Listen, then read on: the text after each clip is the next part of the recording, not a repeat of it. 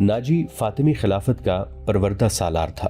वो मिस्र में बॉडीगार्ड्स का कमांडर था जिसकी नफरी 50,000 थी और सारी की सारी नफरी सोडानी थी। ये फौज उस दौर के जदीद हथियारों से मुसल्ला थी और ये फौज नाजी का हथियार बन गई थी जिसके जोर पर वो बेताज बादशाह बना बैठा था। वो साजिशों और मफाद परस्ती का दौर था।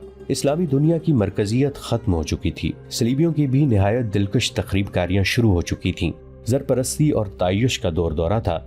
जिसके पास जरा सी भी ताकत थी वो इसे अपने इक़्तिदार के तहफ़्फ़ुज़ के लिए और दौलत समेटने के लिए इस्तेमाल करता था। सोडानी बॉडीगार्ड्स फौज का कमांडर नाजी मिस्र में हुक्मरानों और दीगर सरबराहों के लिए दहशत बना हुआ था। खुदा ने इसे साजिश साज दिमाग दिया था। उसे उस दौर का बादशाह साज कहा जाता था। बनाने और बिगाड़ने में खुसूसी महारत रखता था। उसने सलाहुद्दीन अय्यूबी को देखा तो उसके चेहरे पर बिल्कुल इसी तरह मुस्कुराहट आ गई जिस तरह कमजोर सी भेड़ को देखकर भेड़िए के दांत निकल आते हैं। अय्यूबी इस ज़हर खुंद को न समझ सका।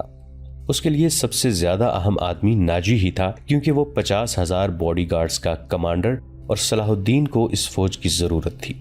सलाहुद्दीन अय्यूबी से कहा गया कि हुजूर बड़ी लंबी मुसाफर से तशरीफ लाए हैं, पहले आराम कर लें। तो उसने कहा, मेरे सर पर जो दस्तार रख दी गई है मैं इसके अहल ना था। इस दस्तार ने मेरा आराम और मेरी नींद खत्म कर दी है। क्या आप हजरात मुझे उस छत के नीचे नहीं ले चलेंगे जहां मेरे फराइज मेरा इंतजार कर रहे हैं? क्या हुजूर काम से पहले ताम पसंद नहीं फरमाएंगे? उनके नायब ने पूछा। सलाहुद्दीन अय्यूबी ने कुछ सोचा और उनके साथ चल पड़े। लंबे तड़ंगे कवी हैकल बॉडीगार्ड्स इस इमारत के सामने 2 रोया खड़े थे जिनमें खाने का इंतजाम किया गया था। अय्यूबी ने इन गार्ड्स के कदबुत और हथियार देखे तो उनके चेहरे पर रौनक आ गई, मगर यह रौनक दरवाजे में कदम रखते ही गायब हो गई। वहां 4 नौजवान लड़कियां जिनके जिस्मों में जोहद शिकन लचक और शानों पे बिखरे हुए रेशमी बालों में कुदरत का हुस्न समाया हुआ था, हाथों में फूलों की पत्तियों से भरी हुई खुशनुमा टोकरियां उठाए खड़ी थी। उन्होंने सलाहुद्दीन अय्यूबी के रास्ते में पत्तियां बखेरनी शुरू कर दी और उसके सामने दफ की ताल पर ताउसो रुबाब और शहनाइयों का मशहूर कुन नगमा उभरा। अय्यूबी ने रास्ते में फूलों की पत्तियां देखकर कदम पीछे कर लिया। नाजी और उसका नायब उनके दाएं बाएं थे। वो दोनों झुक गए और उन्हें आगे चलने की दावत दी। ये वो अंदाज था जिसे मुगल बादशाहों ने हिंदुस्तान में राइज किया था।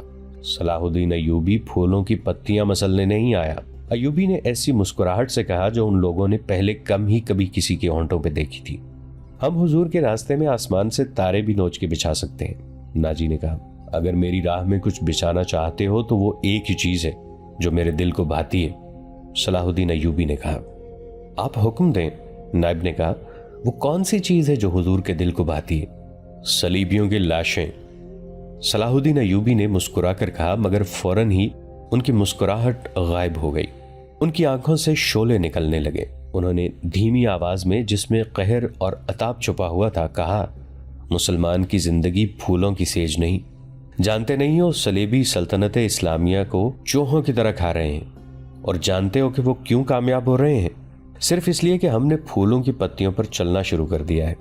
हमने अपनी बच्चियों को नंगा करके उनकी इस्मतें रोंद डाली हैं। मेरी नजरें फलस्तीन पर लगी हुई हैं। तुम मेरी राह में फूल बिछाकर मिस्र से भी इस्लाम का परचम उतरवा देना चाहते हो?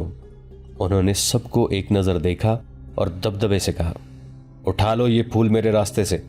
मैंने इन पे कदम रखा तो मेरी रूह कांटों से चलनी हो जाएगी। हटा दो लड़कियों को मेरे रास्ते से। कहीं ऐसा ना हो कि मेरी तलवार इनके इतने दिलकश सुनहरे बालों में उलझकर बेकार हो जाए। हुजूर की जाओ हशमत, मुझे हुजूर ना कहो। सलाहुद्दीन अय्यूबी ने बोलने वाले को यूं टोक दिया जैसे तलवार से किसी काफिर की गर्दन काट दी हो। उन्होंने कहा, हुजूर वो थे जिनका तुम कलमा पढ़ते हो और जिनका मैं गुलाम बेदाम हूँ। मेरी जान फिदा हो उस हुजूर सल्लल्लाहु अलैहि वसल्लम पर कि जिनके मुकद्दस पैगाम को मैंने सीने पर कंधा कर रखा है। मैं यही पैगाम लेके मिस्र आया हूँ। सलीबी मुझसे ये पैगाम छीनकर बहराए रूम में डबो देना चाहते हैं, शराब में गर्क कर देना चाहते हैं। मैं बादशाह बन के नहीं आया। लड़कियां किसी के इशारे पर फूल की पत्तियां समेटकर वहां से हट गई थीं। सलाहुद्दीन अय्यूबी तेजी से दरवाजे के अंदर चले गए। एक वसी कमरा था, उसमें एक लंबी मेज रखी थी जिस पर रंगारंग फूल बिखरे हुए थे और उनके दरमियान रोस्ट किए हुए बकरों के बड़े बड़े टुकड़े, सालिम मुर्गे और जाने कैसे कैसे खाने सजे हुए थे। सलाहुद्दीन अय्यूबी रुक गए और अपने नायब से पूछा, क्या मिस्र का हर एक बाशिंदा इसी किस्म का खाना खाता है? नहीं हुजूर, नायब ने जवाब दिया, गरीब लोग तो ऐसे खाने के ख्वाब भी नहीं देख सकते। तुम सब किस कौम के फर्द हो? सलाहुद्दीन अय्यूबी ने पूछा। क्या उन लोगों की कौम अलग है जो ऐसे खानों के ख्वाब भी नहीं देख सकते? किसी तरफ से कोई जवाब न पाकर उन्होंने कहा, इस जगह जिस कदर मुलाजिम है और जहां जितने सिपाही ड्यूटी पर हैं, उन सबको अंदर बुलाओ, ये खाना उन्हें खिला दो। उन्होंने लपक कर एक रोटी उठाई, उस पर 2-3 बोटियां रखी और खड़े खड़े खाने लगे। निहायत तेजी से पूरी रोटी खाकर पानी पिया और बॉडीगार्ड्स के कमांडर नाजी को साथ लेकर उस कमरे में चले गए जो वॉइसराय का दफ्तर था। 2 घंटे बाद नाजी बाहर निकला, दौड़कर अपने घोड़े पर सवार हुआ, एड़ लगाई और नजरों से ओझल हो गया। रात नाजी के खास कमरे में उसके 2 कमांडर जो उसके मोतमद और हमराज थे उसके पास बैठे शराब पी रहे थे। नाजी ने कहा, जवानी का जोश है, थोड़े दिनों में ठंडा कर दूंगा। कमबख्त जो बात भी करता है कहता है रब्बे काबा की कसम सलीबियों को सल्तनत इस्लामिया से बाहर निकाल के दम लूंगा। सलाहुद्दीन अय्यूबी, एक कमांडर ने तंजिया कहा, इतना भी नहीं जानता कि सल्तनत इस्लामिया का दम निकल चुका है, अब सूडानी हुकूमत करेंगे। क्या आपने उसे बताया नहीं कि ये 50,000 का लश्कर सूडानी है? दूसरे कमांडर ने नाजी से पूछा। और ये लश्कर जिसे वो अपनी फौज समझता है सलीबियों के खिलाफ नहीं लड़ेगी?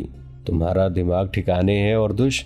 नाजी ने कहा, मैं उसे ये यकीन दिलाया हूँ कि ये 50,000 सूडानी शेर उसके इशारे पर सलीबियों के परखचे उड़ा देंगे। लेकिन नाजी चुप होकर सोच में पड़ गया। लेकिन क्या? लेकिन उसने मुझे हुक्म दिया है कि मिस्र के बाशिंदों की एक फौज तैयार करो। नाजी ने कहा, उसने कहा है कि एक ही मुल्क की फौज मुनासिब नहीं होती, वो मिस्र के लोगों को भर्ती करके हमारी फौज में शामिल करना चाहता है। तो आपने क्या जवाब दिया? मैंने कहा कि आपके हुक्म की तामील होगी। नाजी ने जवाब दिया, मगर मैं ऐसे हुक्म की तामील नहीं करूंगा। मिजाज का कैसा है? औरदिश ने पूछा। जिद का पक्का मालूम होता है, नाजी ने जवाब दिया। आपकी दानिश और तजर्बे के सामने तो वो कुछ भी नहीं लगता, दूसरे कमांडर ने कहा। नया नया अमीर मिस्र बन के आया है, कुछ रोज ये नशा तारी रहेगा। मैं ये नशा उतरने नहीं दूंगा, नाजी ने कहा। उसे इस नशे में बदमस्त करके मारूंगा। बहुत देर तक ये तीनों सलाहुद्दीन अय्यूबी के खिलाफ बातें करते रहे और इस मसले पर गौर करते रहे कि अगर सलाहुद्दीन अय्यूबी ने नाजी की बेताज बादशाही के लिए खतरा पैदा कर दिया तो वो क्या कार्रवाई करेंगे। उधर सलाहुद्दीन अय्यूबी अपने नाइबीन को सामने बिठाए ये जहन नशीन करा रहे थे कि वो हुकूमत करने नहीं आए और ना किसी को हुकूमत करने देंगे। सलाहुद्दीन ने उनसे कहा कि उन्हें जंगी ताकत की जरूरत है और उन्होंने ये भी कहा कि यहाँ का फौजी ढांचा उन्हें बिल्कुल पसंद नहीं। 50,000 बॉडीगार्ड्स सूडानी हैं। हमें हर खित्ते के बाशिंदों को यह हक देना है कि वो हमारी फौज में आ जाएं, अपने जौहर दिखाएं और माल गनीमत में से अपना हिस्सा वसूल करें। यहाँ के अवाम का मेयार जिंदगी इसी तरह बुलंद हो सकता है। सलाहुद्दीन अय्यूबी ने उन्हें बताया, मैंने नाजी से कह दिया है कि वो आम भर्ती शुरू कर दे। क्या आपको यकीन है कि वो आपके हुक्म की तामील करेगा? एक नाजिम ने उनसे पूछा। क्या वो हुक्म की तामील से गुरेज करेगा? वो गुरेज कर सकता है, नाजिम ने जवाब दिया। फौजी उमूर उसी के सुपुर्द हैं, वो किसी से हुक्म नहीं लिया करता, अपनी मनवाया करता है। सलाहुद्दीन अय्यूबी खामोश रहे जैसे उन पर कुछ असर ही ना हुआ हो। उन्होंने सबको रुखसत कर दिया और सिर्फ अली बिन सुफियान को अपने साथ रखा। अली बिन सुफियान जासूसी और जवाबी जासूसी का माहिर था। उसे सलाहुद्दीन अय्यूबी बगदाद से अपने साथ लाए थे। वो उधेड़ उम्र का आदमी था, अदाकारी, चरब ज़बानी और भेस बदलने में महारत रखता था। जंगों में उसने जासूसी भी की थी और जासूसों को पकड़ा भी था। उसका अपना गिरोह था जो आसमान से तारे भी तोड़ लाता था। सलाहुद्दीन अय्यूबी को जासूसी की अहमियत से वाकफियत थी। फन्नी महारत के अलावा अली में वही जज्बा था जो सलाहुद्दीन अय्यूबी में था। तुमने सुना अली? सलाहुद्दीन ने कहा। ये लोग कह गए कि नाजी किसी से हुक्म नहीं लिया करता, अपनी मनवाया करता है।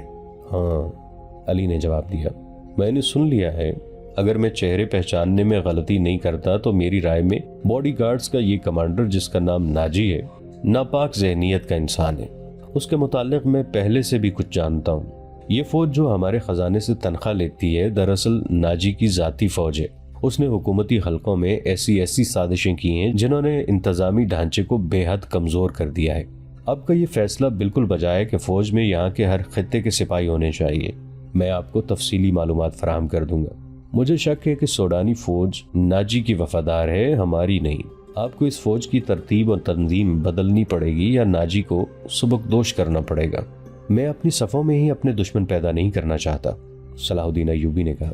नाजी घर का बेदी है, उसे सुबकदोश करके अपना दुश्मन बना लेना दानिशमंदी नहीं। हमारी तलवारें गैरों के लिए हैं, अपनों का खून बहाने के लिए नहीं। मैं नाजी की जहनियत को प्यार और मोहब्बत से बदल सकता हूँ। तुम इस फौज की जहनियत मालूम करने की कोशिश करो, मुझे सही इत्तला दो कि फौज कहाँ तक हमारी वफादार है। मगर नाजी इतना कच्चा आदमी नहीं था। उसकी जहनियत प्यार और मोहब्बत के बखेड़ों से आजाद थी। उसे अगर प्यार था तो अपने इख्तदार और शैतानियत के साथ था।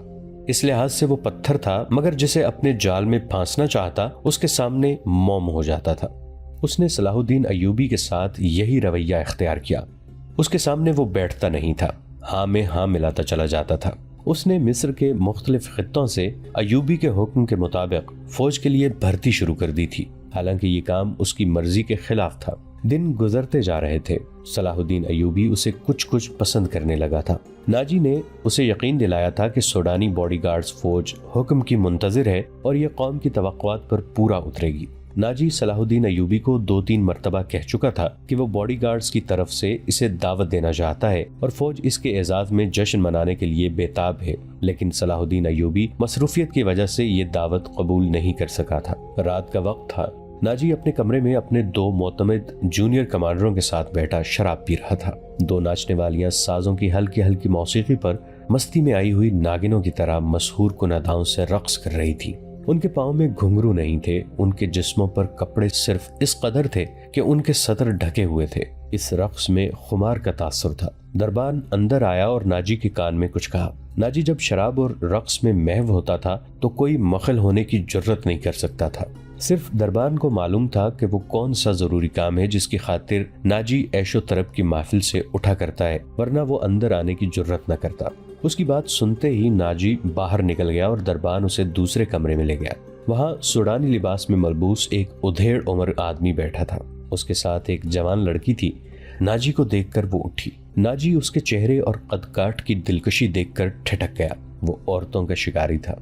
उसे औरतें सिर्फ अपनी अय्याशी के लिए दरकार नहीं होती थीं। उनसे वो और भी कई काम लिया करता था, जिनमें एक ये था कि वो निहायत खूबसूरत और अय्यार लड़कियों के जरिए बड़े बड़े अफसरों को अपनी मुट्ठी में रखता था, और एक काम ये भी करता था कि उन्हें अमीरों वजीरों को ब्लैकमेल करने के लिए इस्तेमाल करता था और उनसे वो जासूसी भी कराता था। जिस तरह कसाब जानवर को देखकर बता देता है कि उसका गोश्त कितना है, इसी तरह नाजी लड़की को देखकर अंदाजा लगा लिया करता था कि ये किस काम के लिए मौजू है।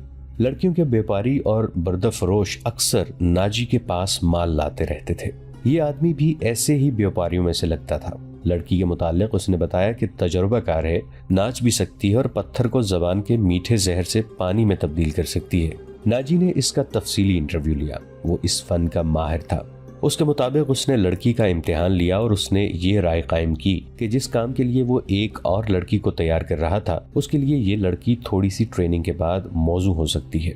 सौदा तय हो गया। व्यापारी कीमत वसूल करके चला गया। नाजी लड़की को उस कमरे में ले गया जहां उसके 2 साथी रक्स और शराब से दिल बहला रहे थे। उसने लड़की को नाचने के लिए कहा। लड़की ने जब चोगा उतार कर जिस्म को 2 ही बल दिए तो नाजी और उसके साथी तड़प उठे। पहली दोनों नाचने वालियों के रंग पीले पड़ गए। इस नई लड़की के सामने उनकी कदर व कीमत कम हो गई थी। नाजी ने इसी वक्त महफिल बर्खास्त कर दी और उस लड़की को अपने पास बिठाकर सबको बाहर निकाल दिया। लड़की से नाम पूछा तो उसने ज़िकोई बताया। नाजी ने उसे कहा, ज़िकोई, तुम्हें यहाँ लाने वाले ने बताया था कि तुम पत्थर को पानी में तब्दील कर सकती हो। मैं तुम्हारा ये कमाल देखना चाहता हूँ। पत्थर कौन है? ज़िकोई ने पूछा। नया अमीर मिस्र, नाजी ने जवाब दिया। वो सलार आजम भी है। सलाहुद्दीन अय्यूबी? ज़िकोई ने पूछा।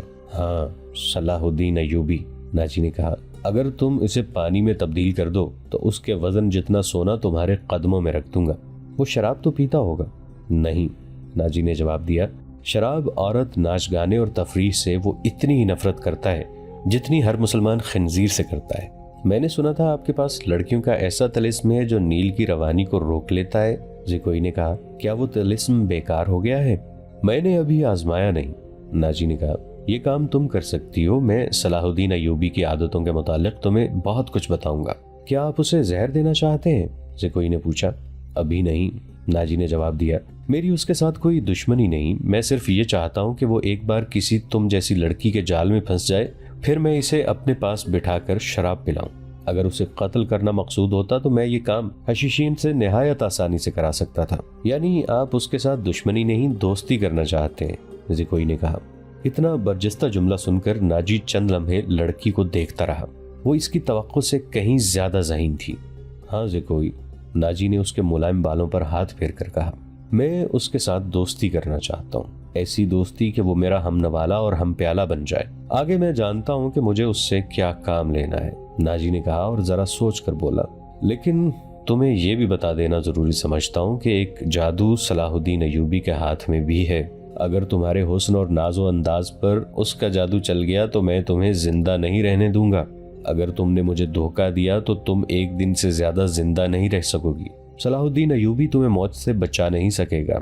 तुम्हारी जिंदगी और मौत मेरे हाथ में है, तो मुझे धोखा नहीं दे सकोगी। इसीलिए मैंने तुम्हारे साथ खुलकर बातें की हैं, वरना मेरे रुतबे और हैसियत का आदमी एक पेशावर लड़की के साथ पहली मुलाकात में ही ऐसी बातें कभी नहीं करता। ये आपको आने वाला वक्त बताएगा कि कौन किसको धोखा देता है। ज़कोई ने कहा, मुझे ये बताइए कि सलाहुद्दीन अयूबी तक मेरी रसाई किस तरह होगी। मैं उसे एक जश्न में बुला रहा हूँ, नाजी ने कहा। उसे रात अपने यहाँ रखूंगा और तुम्हें उसकी ख्वाबगाह में दाखिल कर दूंगा। मैंने तुम्हें इसी मकसद के लिए बुलाया है, आगे मैं संभाल लूंगी। नाज़रीन, आज के लिए इतना ही। हमारी वीडियो से अपडेटेड रहने के लिए हमारे इस चैनल को सब्सक्राइब करके नीचे मौजूद बेल आइकन को जरूर क्लिक कीजिएगा। आपके साथ इंशाल्लाह जल्द मुलाकात होगी इसी कहानी की नई किस्त के साथ।